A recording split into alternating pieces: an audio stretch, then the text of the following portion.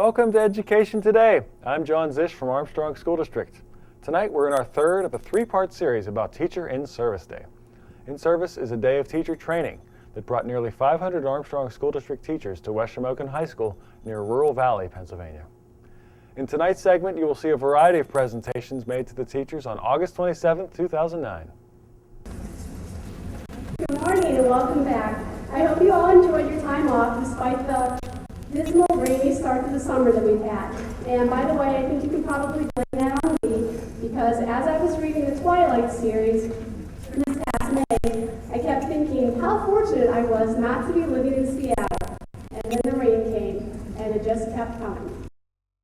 And I think it's even coming today. I'd like to thank Dr. Kerr for giving me the opportunity to start the day off with some words of encouragement and wisdom. I've always believed that when one door closes, another door will open. And as you know, one door did close.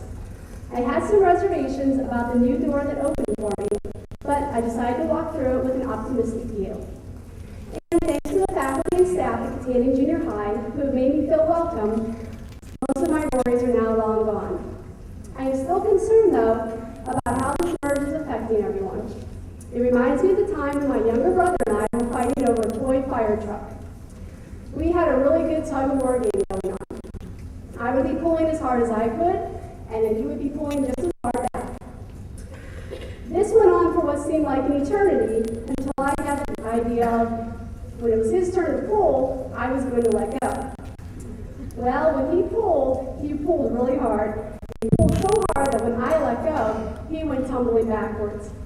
He did a somersault, the fire truck smashed in his face, and somehow it ended up in the back wall, sticking out of the back wall. Sirens going off, red lights going off, so that had me a little bit on the concerned side.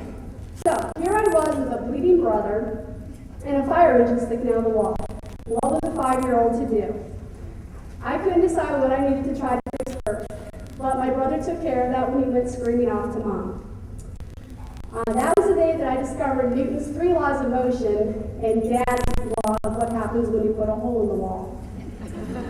So even though we laugh about it now, his little scar above his lip reminds me of why I shouldn't fight over silly little things.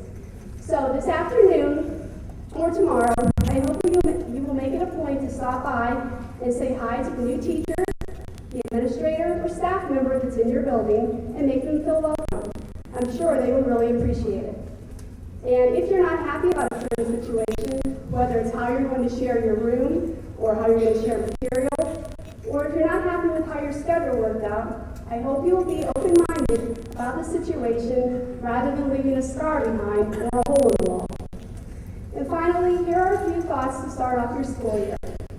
As you make your lesson plans, and get back in the swing of teaching, give your students something to take home and think about other than homework. You will be amazed at the conversations that come out of it. And sometime this year, I hope that you will make it a point to touch a student's life because you never know when they're going to come back and touch yours. Back to the school year, you know that it's always an exciting time after being re-energized over the summer months and the breaks.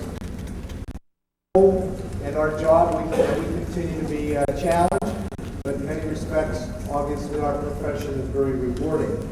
Because I believe that each of you are advocates for children and youth. As educators, you chose your profession, but I've said this before, it's not only an honor, but it's a high calling to be an educator. So I want to thank you for all your extraordinary efforts and your hard work on behalf of our students.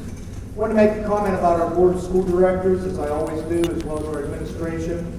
I want to acknowledge the partnerships that we've formed, and just a few are here this morning, that being the Lenape Technical School and the ASD Foundation, the United Way, the National Character Education Foundation is represented this morning. We're going to continue to build those partnerships because we believe in those connections between schools and community, and we know that they have a direct effect, obviously, on our students.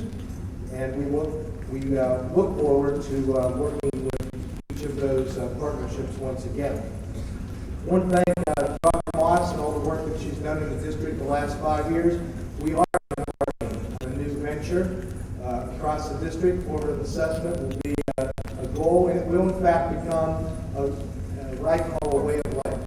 You know, students finding ownership in their learning, that impact of student achievement in high-performing schools obviously will be very beneficial as we build upon the success of the school district. I would like to thank the board and administration and faculty in this way. I really believe that you have your heart in your job and that it is a special calling. But as we build on the educational programs and services of the district, I think sometimes we don't necessarily get the credit that is due as a district. If you take a look at the highly qualified teachers that we've hired in the past several years, the board gets the credit, and the administration to a large degree. We have highly qualified teachers who I believe are either in the making of becoming effective teachers, or you are in fact indeed an effective teacher in terms of being a master teacher.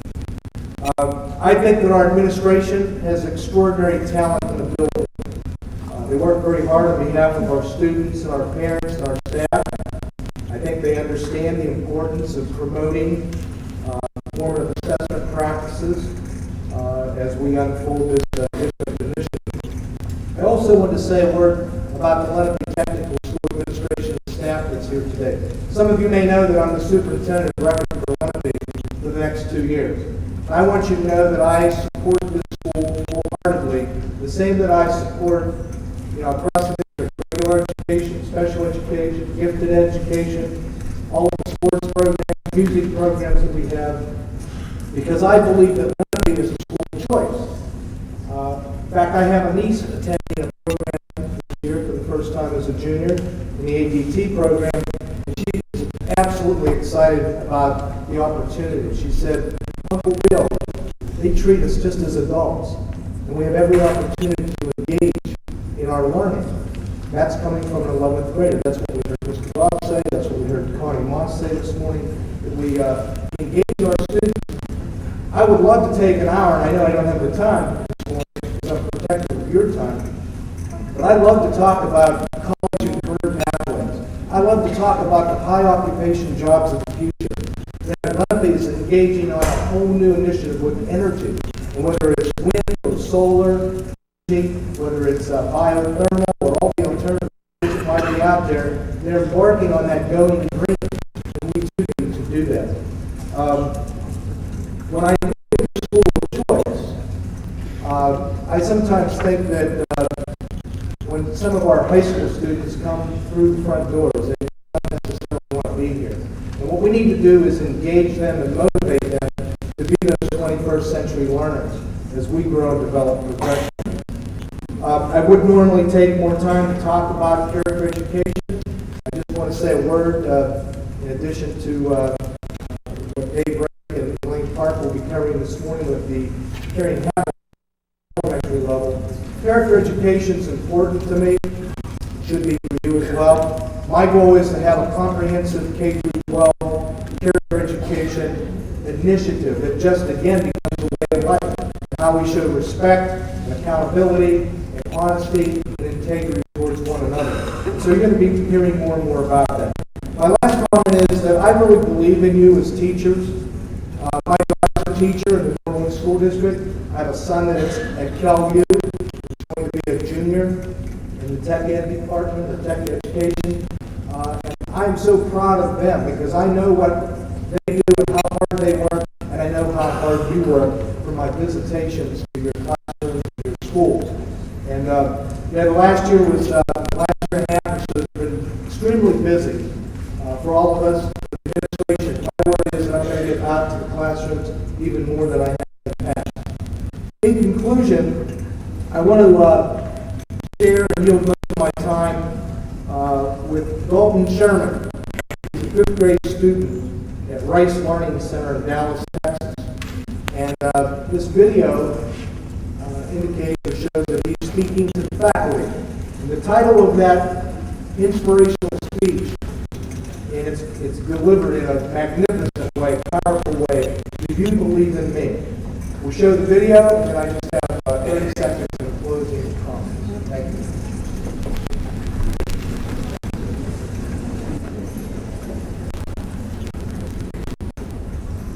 here and what really makes a difference. So at this time, without further ado, I would like to introduce our keynote speaker for this back to school convocation, Dalton Sherman from Charles Rice Learning Center.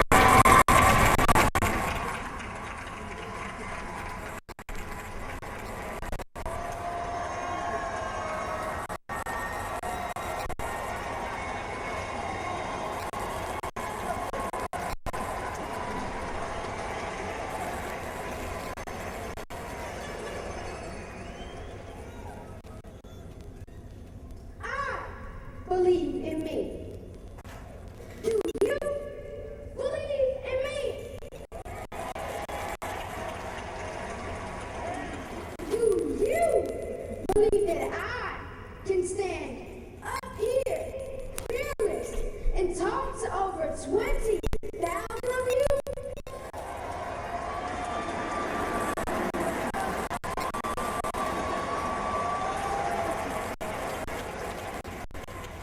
Charles Rice Learning Center. Do you believe in me? Come on, I hear you. That's right, they do. Because here's the deal.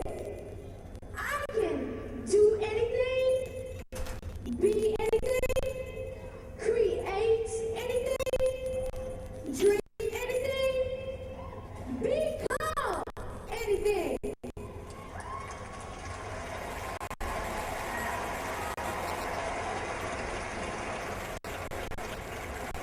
Because you believe in me. And it rubs off on me. Let me ask you a question, Dallas ISD. Do you believe in my classmates?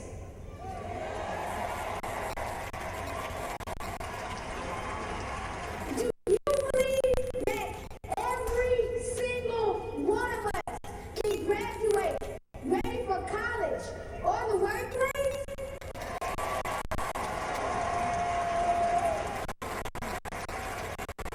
You better, because next week we're all showing up in your school.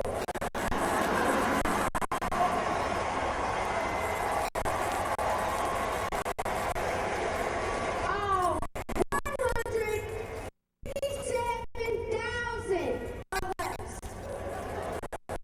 And what we need from you is to believe that we can reach our high potential.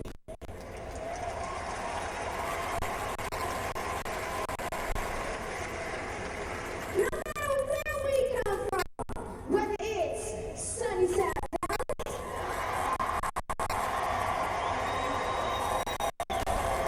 whether it's Pleasant Grove, whether it's Oakville,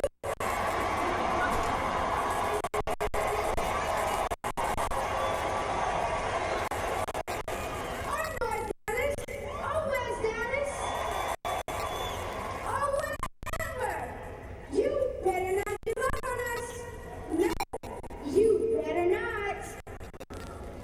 Because, as you know, in some cases, we're all we've got.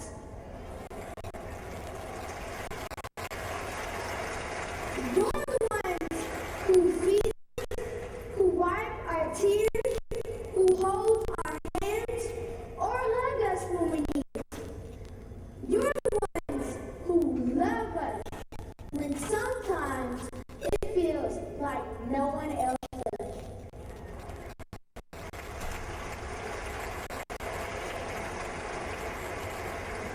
And when we need it the most, don't give up on my classmates. Do you believe in your colleagues? Do you? I hope so, because they came to your school because they wanted to make a difference too. Believe in them, trust them, and lean on them when times get tough.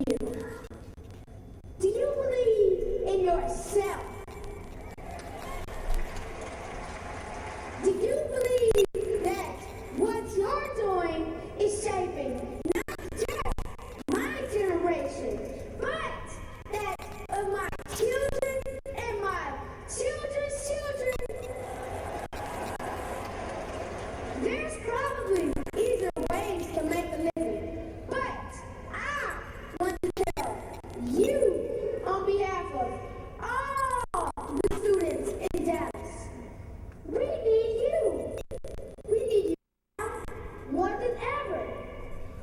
Believe in yourself. Finally, do you believe that every child in Dallas needs to be ready for college or the workplace? Do you believe that Dallas students can achieve? We need you, ladies and gentlemen. We need you to know that what you're doing is the most important job in the city today. We need you to believe in us, in your colleagues, in yourselves, and in our goals. If you don't believe, well, I'm not going there. I want to thank you for what you do for me and for so many others.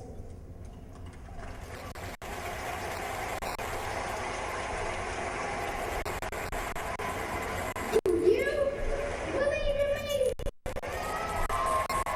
Because I believe in me. And you helped me get to where I am today. Thank you. Thank you. I want you to know that I believe in you. I truly believe that you believe in all of our students in the district. You continue to make a positive difference in the lives of young people each and every day. And I applaud you on behalf of our board and administration. I know you care about kids. I know that you're advocates. I believe that we are working on what I believe to be a successful school year. My final comment is that I'm very humbled and honored that I have been renewed as your superintendent. The most important job in the school district is not the superintendent. It's the classroom teacher. It's our school nurses, our guidance counselors, every day, supported by our support staff and administration.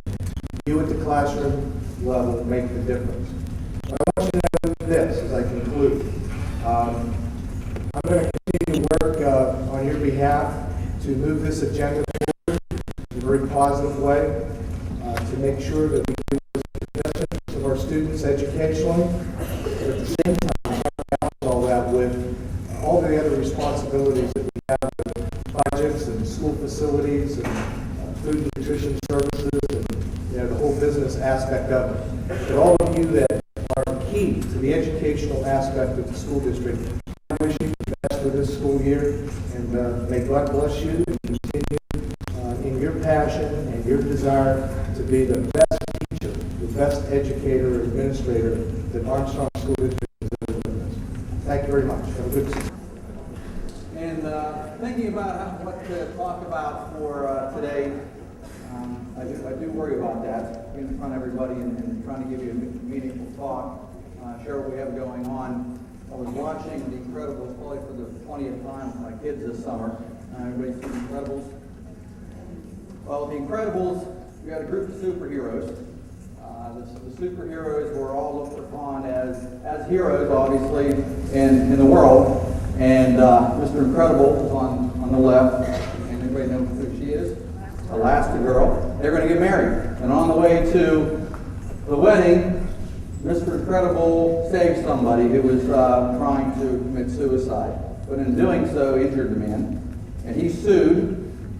And then all the superheroes ended up getting whacked, put in hiding. They were not to be superheroes anymore. So Mr. Incredible went back to live a boring life like a lot of us lead, but he got bored with that. And he decided to get back in shape and became a superhero again. And in doing so, he decided he was going to do this all by himself. And I'm not going to explain the whole movie to you, but the scene I'm going to show you is where he's ready to, in his mind, capture that. I think this is how a lot of us are feeling as we come into the beginning of the school year.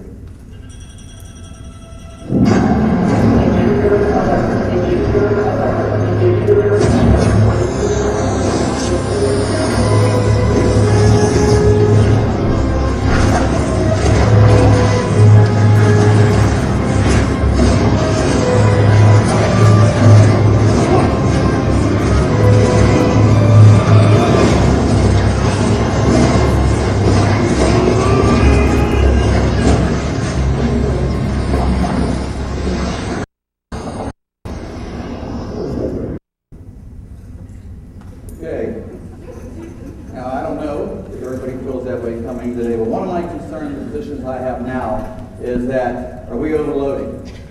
Or are we putting too much on everybody's plates? Do you really understand the direction we're going, the vision we have in the district? And what I want to do today is not go over